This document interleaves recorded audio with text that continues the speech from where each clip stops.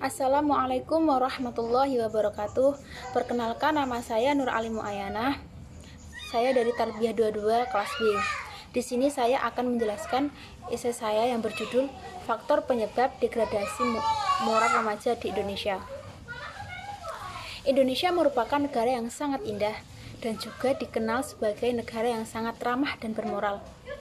Namun karena kasus-kasus yang marak terjadi saat ini, seperti tawuran pelajar, bullying, kasus korupsi, perampokan, narkoba, seks bebas, pelecehan seksual, pembunuhan, kasus mutilasi, dan lain sebagainya, membuat anggapan itu semuanya sirna seketika.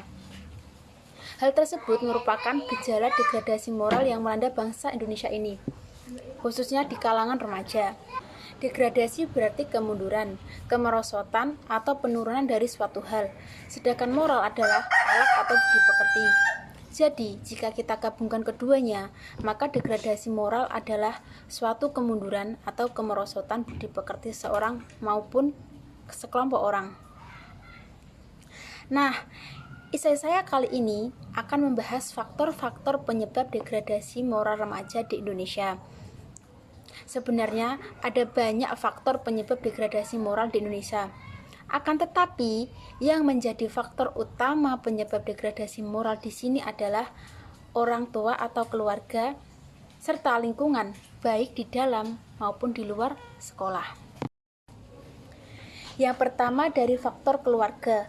Orang tua sangat berperan penting dalam meminimalisir degradasi moral bangsa ini. Karena orang tua menjadi madrasah pertama dalam pendidikan moral anak, baik dalam penanaman nilai-nilai agama, rasa cinta kasih sayang antar sesama, serta menjadi contoh baik atau tauladan bagi anak-anaknya. Namun pada kenyataannya, banyak orang tua tak mampu bahkan kurang paham perannya sebagai pendidik anak dan beranggapan bahwa mendidik anak cukup di ranah sekolah yang menjadikan nilai rapot adalah sebagai faktor terpenting baginya. Seperti ketika nilai anaknya tersebut baik akan dipuji, dan sebaliknya jikalau buruk maka akan dimarahi tanpa menanyakan seberapa pahamkah anaknya pada materi pelajaran. Dengan demikian, secara tidak langsung orang tua mengajarkan bahwa yang terpenting itu hasil, bukan prosesnya. Maka dari itu, membangun komunikasi dengan anak juga sangat penting. Selain itu, banyak orang tua siswa yang tak mendukung penuh dengan cara pengajaran di sekolah. Banyak siswa yang diberi sanksi fisik oleh gurunya karena benar-benar melakukan kesalahan, tetapi orang tua siswa malah membela anaknya dan melaporkan para guru yang memberi sanksi fisik tersebut. Hal tersebut justru membuat jera serta takut para guru dalam memberikan sanksi kepada siswa. Dan akibatnya, banyak siswa yang menyepelekan bahkan berani kepada guru. Adapun kurangnya pengawasan orang tua terhadap pergaulan anak, itu juga menjadi salah satu penyebab merosotnya moral anak remaja. Sehingga anak remaja tersebut terjerumus pada pergaulan dan seks bebas. Tidak sampai di situ saja. Pada akhir-akhir ini, banyak kasus persoalan remaja yang bermunculan. Salah satunya yang sempat gempar dan viral, yaitu kasus yang terjadi di Madura. Kasus seorang murid yang tega menganiaya gurunya hingga meninggal dunia. Hal tersebut merupakan bukti hilangnya rasa hormat seorang murid serta tidak ada etika baik yang tertanam pada diri murid tersebut. Yang kedua, faktor terjadinya degradasi moral remaja di Indonesia adalah lingkungan sekolah. Sekolah mempunyai peran penting dalam pendidikan setelah keluarga.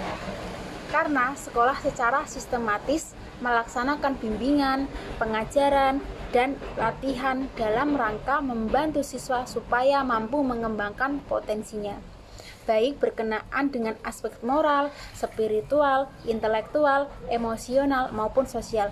Maka dari itu, peran sekolah terbilang cukup besar karena hampir sepertiga waktu siswa dihabiskan di sekolah. Namun kondisi dunia pendidikan saat ini dirasa belum mampu sepenuhnya untuk membentuk moral siswanya. Kebanyakan para pendidik dalam mengajar hanya bersifat menggugurkan kewajiban saja dalam mengajar.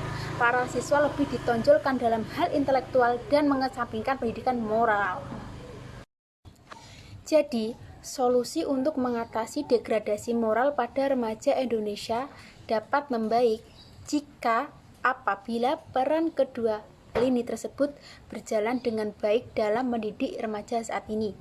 Orang tua mengamalkan nilai-nilai agama dalam keluarga dan mengajarkan pada anaknya cinta kasih sayang sesama dan quality time bersama anak-anaknya. Tidak lupa peran seorang ayah dalam mendidik anaknya juga, serta adanya komunikasi yang baik. Diharapkan remaja mampu menangkal segala godaan yang datang dari luar.